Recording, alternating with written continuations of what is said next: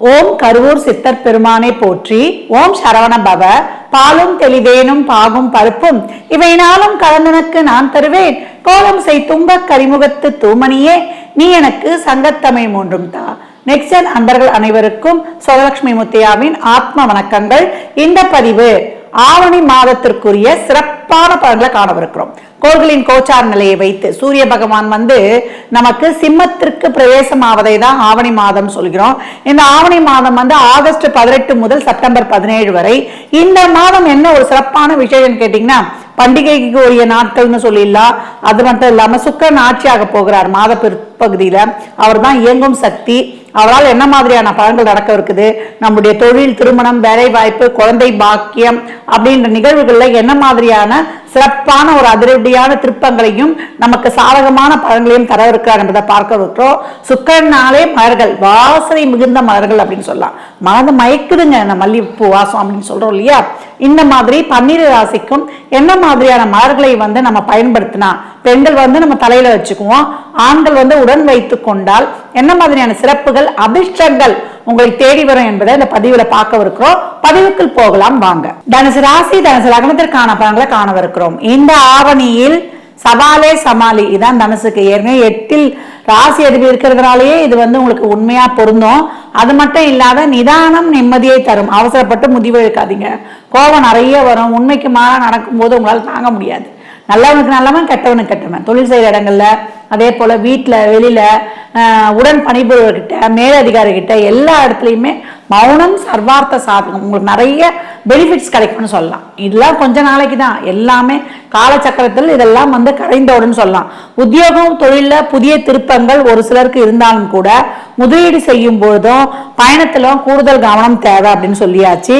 அதே போல உயர்கல்வியெல்லாம் படிக்கிறீங்க, அந்த விஷயங்கள்ல கொஞ்சம் கூடுதல் கவனம், நிறைய சவால்களை எதிர்கொள்ள வேண்டியிருக்கும்.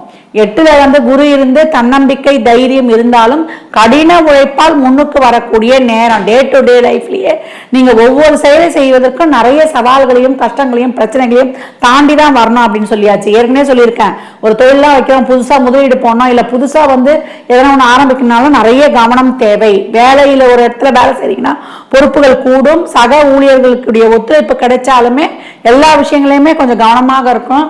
வேலையில உங்க திறமை முழுமையாக வெளிப்படும். திடீர் வேலை பலு, அலைச்சல் திருச்சல் இதெல்லாம் அதிகமாக காணப்படும். இருந்தாலும் உங்க திறமைக்கான ஒரு சப்போர்ட்டு, ஆதரவு உடன் பணிபுரிகளோட கூட உங்களுக்கு கிடைக்கக்கூடிய வாய்ப்பும் இருக்கும். நிறைய பயணங்கள் மேற்கொள்ள வேண்டியது, அதனால அலைச்சல் திருச்சல்லாம் இருக்கும்.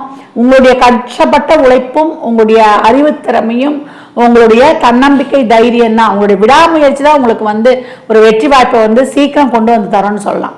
மற்றபடி உங்களுக்கு மற்றவங்க சப்போர்ட்டோ இதுவோ இந்த காலத்தில் செல்லுபடியாகாது. உங்க உழைப்பு தான் உங்க உயர்வுக்கு வழி. அதே போல செலவுகள் அதிகரிக்கக்கூடிய மாதம் அப்படின்னு சொல்லியாச்சு. அவசரப்பட்டு எதுலையும் ஏற்கனவே அந்த முதலீடு தான் நல்லா, ஏன்னா பணத்தை விடக்கூடியதா இருக்குது. அதே போல வரவுக்கேற்று செலவை திட்டமிட்டு செய்ய வேண்டும். உணர்ச்சி வசப்படக்கூடாது. உணர்ச்சி வசப்பட்டு ஒரு காரியத்துக்கு முடிவோ எடுக்கக்கூடாது. உணர்வுபூர்வமாக செயல்பட வேண்டும். உணவு பழக்க வழக்கத்துல கவனமும், மன அழுத்தம் இல்லாமல் இருப்பதற்கு மெடிடேஷன், யோகா ரொம்ப கவனம் சொல்லியாச்சு. குடும்பத்துல அனுசரித்து செல்லணும். வீட்டுல வெளியில எல்லா இடத்துலையும் மௌனம் சர்வார்த்த சாதகம். சுறுசுறுப்பா இருந்து நீங்க என்னதான் வேலை செஞ்சாலும் உடல் சோர்வும் மனசோர்வும் தானா அலையா விருந்தாளியா சேரும். மாணவர்கள் படிப்பில் கவனம் சிதறாமல் இருக்கும் பொழுது உங்களுக்கு ரொம்ப அருமையான மாதம் அப்படின்னு சொல்லலாம். ஹயகிரீவர் வழிபாடு, இந்த மாதம் ஹயகிரீவர் ஜெயந்தி இருக்குது. அன்றைக்கு நீங்க ஏலக்காய் மாலை ஒரு 33 மாலை நீங்க கட்டி போட்டீங்கன்னா, எந்த ஒரு ஃபீல்டும், ஒரு கவர்மெண்ட் எக்ஸாம்லாம் எழுதுறீங்களா அவங்களாக இருந்தாலும், 10th +2 இருந்தாலும் நல்ல மதிப்பெண்கள் பெற்று உயர்வு கல்விக்கு செல்லக்கூடிய அருமையான வாய்ப்பு, அட்டகாசம் அப்படின்னு சொல்லலாம். நீங்க என்ன மலர் யூஸ் பண்ணலாம்னா, ஆரஞ்சு நிற ரோஜா, அதே போல கனகாம்பரம் இதை சூடும் பொழுது உங்களுடைய முயற்சிகளில் வெற்றியும், அதே போல உங்களுக்கு வெற்றி வாய்ப்புகளும் அதிர்ஷ்டமும் தேடி வரும். ஆண்கள் உடன் வைத்துக்கலாம். பெண்கள் ரோஜாலாம் நடுமத்தில தான் வைக்கணும். சரியா, தொங்க சைட்லலாம் வைக்கக்கூடாது. இந்த மாதிரி செய்யும் பொழுது தனுசுக்கு அருமையான அதிர்ஷ்டம் உங்கள் கையில் சொல்லலாம். தனுசு ராசி லக்னத்திற்கு நல்வாழ்த்துக்களை தெரிவித்துக் கொள்கிறேன்.